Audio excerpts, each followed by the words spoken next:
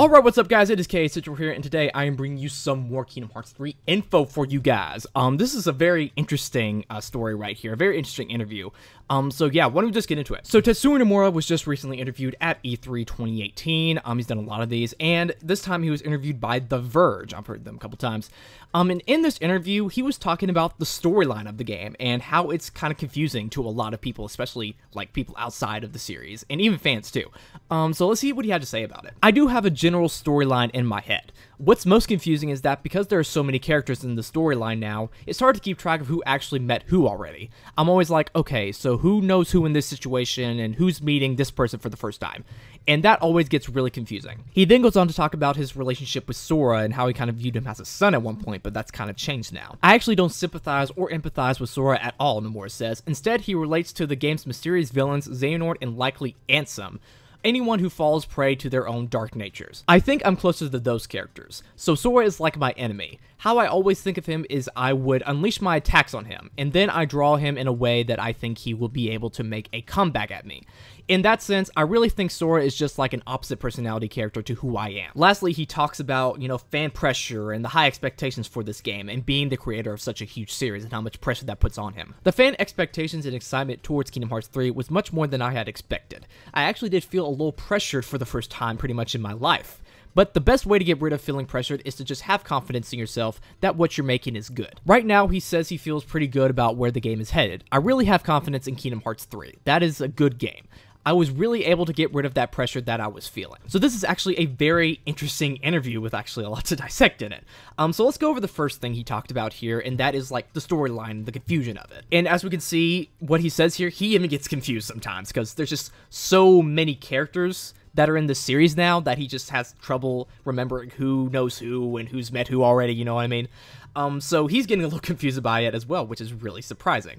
He does have a general storyline in his head, like he said before. He knows where the series is going to go and how it's going to end in Kingdom Hearts 3. But, sometimes even he has to check himself. And I know it's basic stuff like characters, like who's met who and all that stuff. But still, he gets confused from time to time.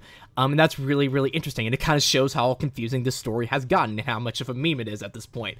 So don't feel bad if you're confused about the Kingdom Hearts story. I'm even confused by the Kingdom Hearts story. I don't get it fully myself. I do understand a lot of it, but still, there's some stuff that I'm muddy on. But don't feel bad because even he has trouble sometimes. The second part of the interview is also really interesting too, because it kind of shows that he has a resentment towards Sora. He says he looks at him as his enemy. So that's really interesting right there. He used to look at him as a son, and then it just all changed, you know what I mean? And he seems like he has more connection to the darker characters like Ansem and Xehanort. He says that the ones that have fallen to their dark natures, which is a really interesting thing because I think he had more connection to the light characters because, they're the good guys and stuff like that. But no, he has more connection to the evil characters. That's actually really interesting. Is my boy okay over there? He's going through like a phase or something like that. I mean, he's always been emo, but you know what I mean. Is he going through something right now? Is my boy good? But whatever. I think that's really interesting to see that he kind of resents him. I think a lot of creators do kind of resent their creations after a while. It's just like something that happens. And lastly, the one that I think is like most telling and most interesting is the one where he's talking about fan expectations and trying to meet them and how much pressure that puts on him. Because if you were in that position, how would you feel? You know what I mean? Because you have one of the most rabid fan bases in the world who will obsess over everything and anything about your series and go over the tiniest little details to prove their points and stuff like that. It's so obsessed with your series. And if one thing is wrong, then they go crazy. And Kingdom Hearts 3 has to be perfect. It really does have to be perfect, or else people will get pissed to hell. You don't have a second chance with this kind of thing. You're one and done. So if you mess up the first time, there's no going back. So he has to do it right the first time. And you can tell that he's really trying to do that. He's trying his best. Because the expectations have gone beyond perfect at this point, pretty much, for Kingdom Hearts fans. I'm trying to keep my expectations low, you know what I mean? I'm trying to keep it realistic. But still, sometimes my rabid fan can get a little crazy. So he's trying his best, you know what I mean? He delayed the game so it could have a worldwide release and have more time to make it perfect. And he's also multiple times just apologized for the delay and says that he's trying his best. And he really is, you know what I mean?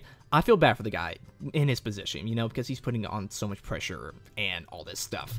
He's probably affecting his physical health too because he's in his mid-40s or something like that, approaching 50.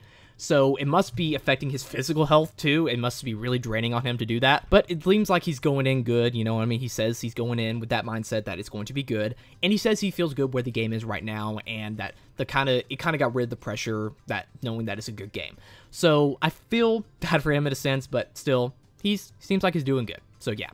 Go him. But that's all I want to talk about with you guys. Make sure to down in the comments below your opinion. What do you think about this? Do you not like that he's presenting Sora now? Do you think it's funny that he's confused by the storyline? And what would you feel if, like, you were in that position, if you were feeling that much pressure from, like, a fan base, you know what I mean? That rabid fan base. Make sure to down in the comments below your opinion. Also, make sure to subscribe and like this video, because that'd be really awesome if you did.